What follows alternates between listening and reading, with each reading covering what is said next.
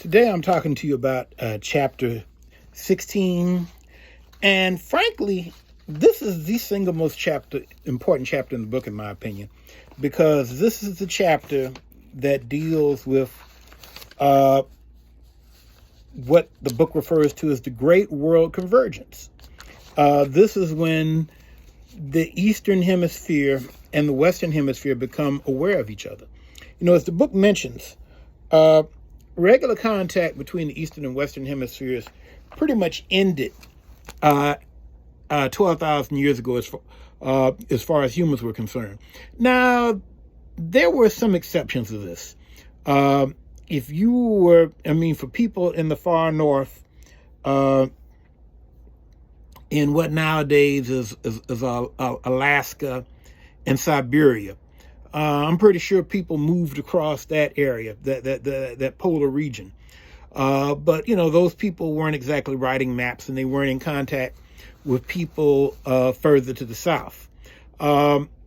Obviously, the Vikings, they came to the Americas. But really, the interesting thing about the Vikings is that the Vikings were able to come to the Americas because the northern route allowed them to kind of do island hopping, the same thing that people were able to do in the Indian Ocean, or the same sort of thing that the Polynesians were able to do in the Pacific Ocean. Basically, once you get up in the far north, there are islands out there, the Faroe Islands. You can get to Iceland. Then from Iceland, it's not that far to Greenland. And then from Greenland, it's not that far to North America, modern day Canada. But of course, the downside in that situation is that it was a very cold area. Resources were fairly limited, and there wasn't necessarily a great advantage for the Vikings to stick around, and the Native Americans weren't all that keen on them being there. And so that early presence in the Americas didn't leave a big impact. Now, the book starts off with an interesting story. It starts off talking about a king in Mali. It talks about, let me get down to him. Here we go. Let me get down here. It talks about Mansa Muhammad, who was king of Mali. And he was interested in what would happen if you went west in the Atlantic Ocean. And they talk about how he outfitted canoes. The first group, one canoe made it back and said it was pretty rough. Then he went out, he set out himself with a second expedition and was never heard from again. The book also mentions Italian sailors who tried to go south in the year 1297, who were never heard from again. Now, interestingly enough, there's one case in ancient times that's not mentioned in this chapter of the Phoenicians. There was a case of the Phoenicians who apparently managed to circumnavigate Africa. Now, the reason we know they were able to circumnavigate Africa because when they got below the equator, they saw the moonrise and sunrise, come up in different parts of the sky. And that's something that you would not see from the northern hemisphere. And so apparently they were able to do it. But the point to be made is that prior to the 15th and 16th centuries, the technology that could really allow people to sail across the ocean didn't exist. And this is a very important thing to note. And, and also it's a reason why, for instance, seafaring came out of Asia and Europe and not so much out of Africa. Seafaring technology developed slowly. And it really developed first in areas where people could kind of go along the coast, or they could go from island to island. You don't really see a lot of open sea sailing early on because open sea sailing is dangerous. There are a lot of heavy currents in the ocean. There are storms in the ocean that can wipe ships out. The winds go in different directions. If you're going to have people in galleys, like rowing boats, then you have to have enough food to feed people. Now, the Polynesians, for instance, they had big ships. They had big canoes that they could, outrigger canoes that they were able to put a lot of people and livestock on. And they kind of went island from island. And they also, spent a lot of time on the ocean and really became expert navigators. And so, they're kind of an exception. But by and large, what we see is that it takes time to develop the navigational technology and the shipbuilding technology that would allow people to safely cross the ocean on a regular basis. Now, the thing to note is that even after the technology allows for successful crossing of the ocean, it was still pretty doggone dangerous. I mean, to this day, you have people finding shipwrecks. And I'm sure that all of y'all have heard stories about gold being recovered from wrecked ships, because it was still a pretty dangerous business. I mean, the kind of safety that we have nowadays is a pretty recent thing. I mean, throughout most of history, being a sailor, whether you were merchant marine or whether you were a naval sailor, was a dangerous occupation. But the thing you have to understand, there's a difference between being dangerous and pretty much being suicidal. And until the technology got better, trying to get out on the open ocean was a suicidal thing, because like I said, you didn't know what the currents were, and you didn't know what the winds were, and the technology that allowed you to harness that just didn't exist. Now, as the book mentions, by the time you start getting into the 15th century, the Eastern Hemisphere had recovered from all of the epidemics that had wiped out populations earlier, the Black Death, bubonic plague, all that kind of stuff. They had kind of recovered from that. And therefore, there was definitely a market for goods in the West. However, Western merchants did not have as free an access to the East as they did 200 years earlier when the Mongols controlled things, because the Mongols faded away. The Ottomans came in, the Safavids in Persia came in, a number of other groups came into power, the Sultanates in Delhi. And these folks weren't all that keen on allowing Western merchants to encroach in their territory. I mean, you have the West, the Christian areas in Europe to the far west. And then immediately south of them, you have North Africa, which is Muslim. And then if you go east of that, you get into what nowadays we refer to as the Mideast or Western Asia. And those areas, once the Mongols faded, they came under the hands of traditional Muslim political powers again, and they were not keen on allowing Westerners to get access to the goodies that were in the Far East. Now, interestingly enough, China and India were not majority Muslim countries. I mean, Muslims are a fairly small minority in China, and a fairly substantial minority in the Indian subcontinent. Indonesia, which is in Southeast Asia, and Malaysia, are countries with very substantial Muslim populations. Indonesia nowadays is actually either Indonesia or Pakistan. One of those two countries is the largest Muslim country in the world. And so, but still, religious dynamic wasn't necessarily the thing that was drawing economic activity in that area. But from the standpoint of the West, the problem was that in order to get to the areas with the really valuable things that they wanted, the spices, precious jewels, cotton cloth, silk, various other things, fine porcelain, in order to get sugar, which was a really huge thing. In order to get those things, they had to get through the areas that weren't so keen on having them get through there.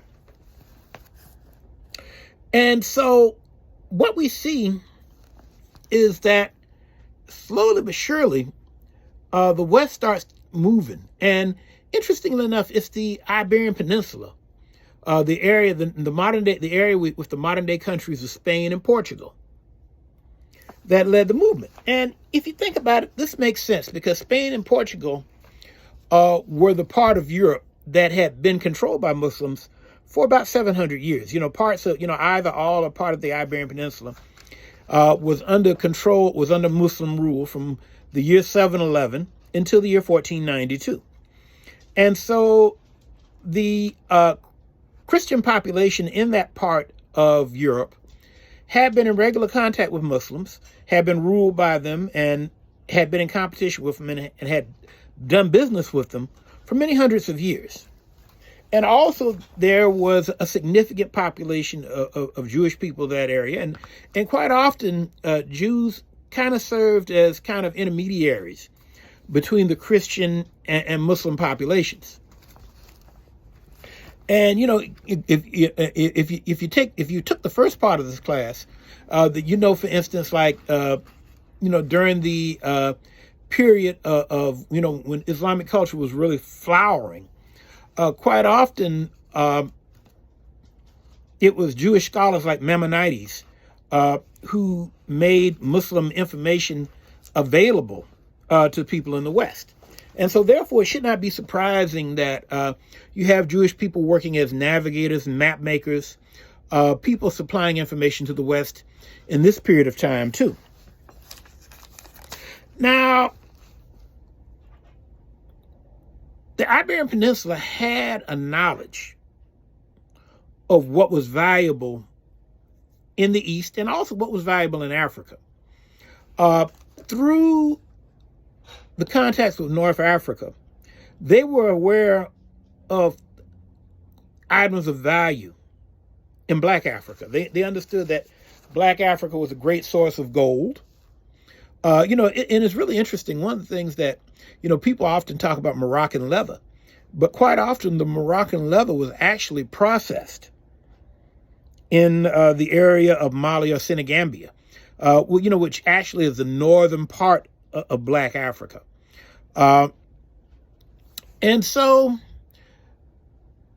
and then also what we see too is that through North Africa, the people in the Iberian Peninsula were also aware that labor could be bought in Black Africa and sold to the North. Now, the thing that's really crucial to understand at this point in time, however, is that slaves could be bought in a lot of places. I mean, like, for instance, the word Slav, which refers to the people who speak the languages that are related to Russian, like the various languages in the former Yugoslavia, Ukrainian, Polish, Bulgarian. The word Slav itself is, has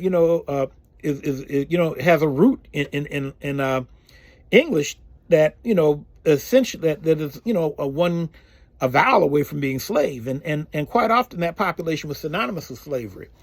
And the reason for that is that, if you look at the area where Slavic people lived, they tended to live in a lot of flat plain areas that were ideal for farming. That's one reason why the Mongols took over. And the disadvantage of being a farmer living in an area with nice, wide, flat plains is that people who are inclined to invade you can get in there very easily. And really, until you get into modern weaponry, until you get into modern artillery and cannon and guns and that sort of thing, people on horseback had a huge advantage on over people on foot. People, especially farmers, nomadic people who had on horseback, generally speaking, could raid people who did not have those things pretty easily.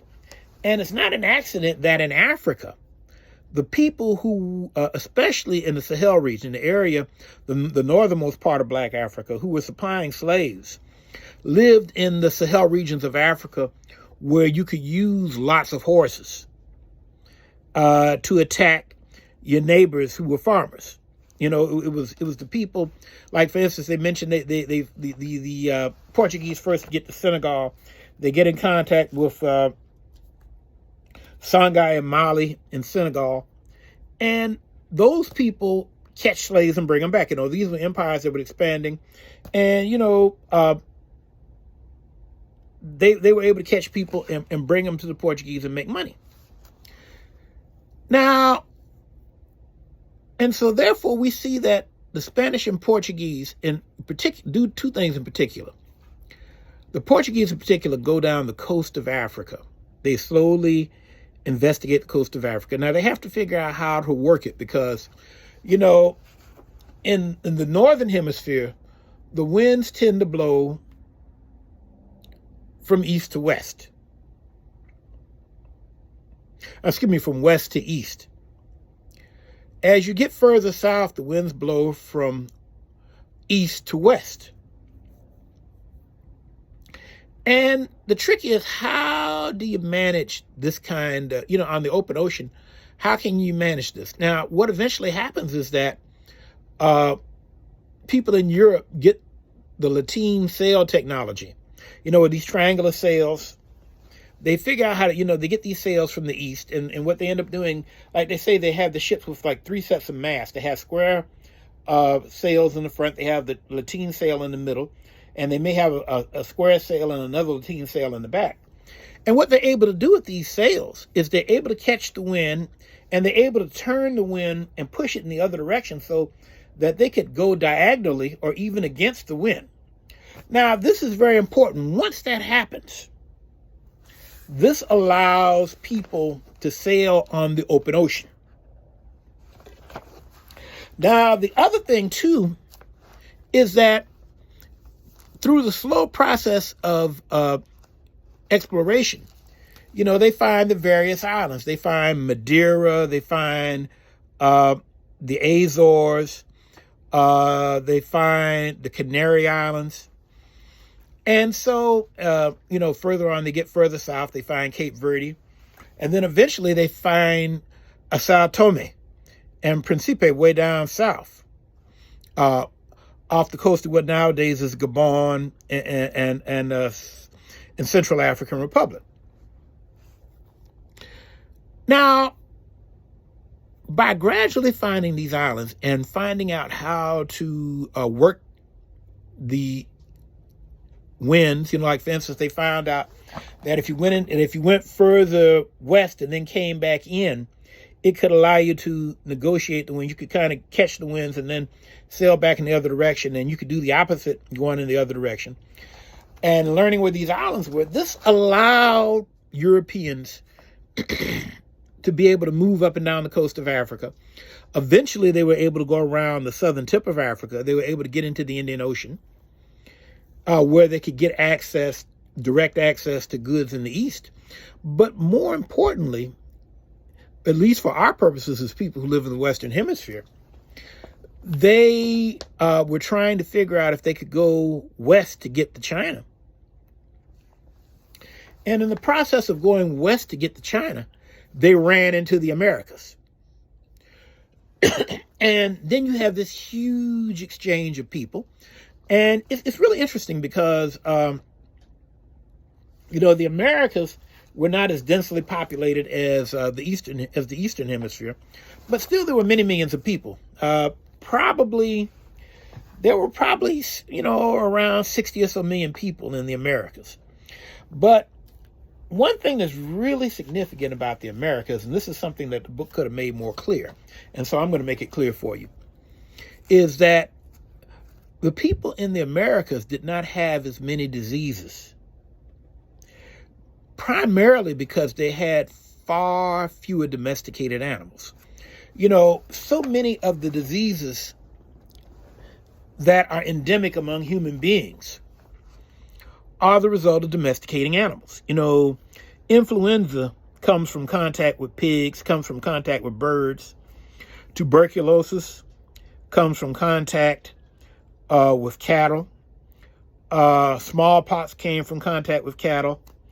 Or just like, for instance, just recently, COVID, as far as we can tell, came from animals that were kept in markets in China.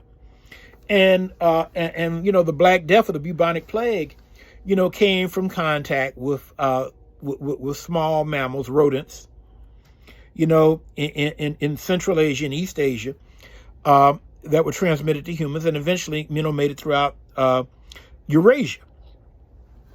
Now, the people in the Americas did not have nearly as many domesticated animals. Basically, they had dogs, they had turkeys, and in South America, they had dogs, and they had guinea pigs. People, a lot of times people just think of guinea pigs as pets, but in the Andes region, guinea pigs were kept. They were food animals. People kept a bunch of the guinea pigs and ate them. And then the other major animal they had were the llamas or alpacas. Animals that are akin to the camel, but are much smaller and can only carry fairly light loads.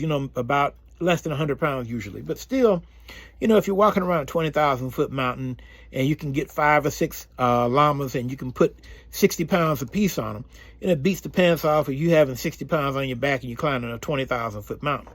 And so even though they can't do nearly as much as a horse or a camel, they were still useful. But the bottom line is that there were far fewer domestic animals in these areas. And like I say, the book really doesn't make that clear, but hey, that's what I get paid to do, to make stuff clear to you guys. And so because of that, people in the Eastern Hemisphere, whether you're talking Africa, whether you're talking Europe, or whether you're talking Asia, have been exposed to more diseases. And so when they came in contact with people in the Americas, they got wiped out, like the book mentions. In a period of about 100 years, what nowadays is Mexico went from having 25 million people to 700,000 people. I mean, a huge drop in population. These populations were devastated. And so it's in this environment that Europeans were able to colonize. And also it's in this environment, too, that Africans found themselves being sold into slavery. Now, one thing I want to make very clear, and I go back to what I said earlier, that slavery historically had not been color specific. And you have to understand, when you're talking about Africans did not see themselves as selling other blacks into slavery, because first of all, in Africa, being black, in sub-Saharan Africa, being black is kind of a default normal thing. I mean, everybody's black. And so, you didn't go, oh, those are black people who live over there. You would say, if you're a Wolof, you might say that those people over there are Mandinga. Or if you're a Yoruba, you might say the people over there are Fula. Or, if you're Igbo, you might say the people over there are Ibibio. If you're from Benin, if you went a little bit north, you'd say, oh, those are people in the Middle Belt. And, people were defined by their language, their religion, their culture, not their skin color. I mean, to be similar. I mean, when people in Europe were fighting each other, they weren't going, gosh, we're going to fight some other white people. It was Polish people fighting Lithuanians. It was Poles fighting Russians. It was Germans fighting Danes. It was the British and the French fighting each other. They weren't going, we're going to fight some other white people. They're fighting their neighbors. And so, that's the way it was in Africa. And so I really think it's important always not to fall into that trap of saying, oh, blacks sold blacks. No, you had people who were conquering areas selling people who conquered the other areas, a dynamic that happened over time. Now, of course, in the West, slavery became racialized. You know, slavery eventually would become associated with one race of people. But historically, that was not the case. This is something that developed over time. Now, your book makes the point that although Asia had been the original goal of the expansion, the Americas ended up being the biggest prize. And although the Portuguese, for instance, you know, they were the folks, you know, when they had the Treaty of Tordesillas between Spain and France, you know, the Portuguese got the eastern part. And, you know, the only part of the Americas they got was Brazil. They focused more on the Indian Ocean. And they made money there. But, you know, they never dominated that the way Europeans dominated the Americas, because the Muslims there, you know, whether they were the Ottomans or Safavids or anybody else, they were too strong. They couldn't just be pushed away. And so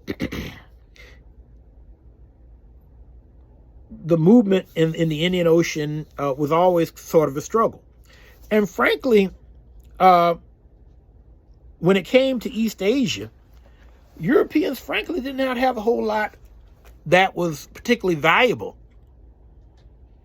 to the people, particularly in China. And so quite often, quite often Europeans made money as middlemen. You know, like the book mentions about Europeans moving from one part of Africa to another. You know, quite often they work best as, you know, in carrying trade as opposed to actually producing goods of value. Well, anyway, class, I just wanted to put this out to kind of hit on the high points for this chapter. Because like I said, this is a very, very important chapter. This is the chapter that makes the rest of the book really make sense. Anyway, I hope this is helpful to you. Take care.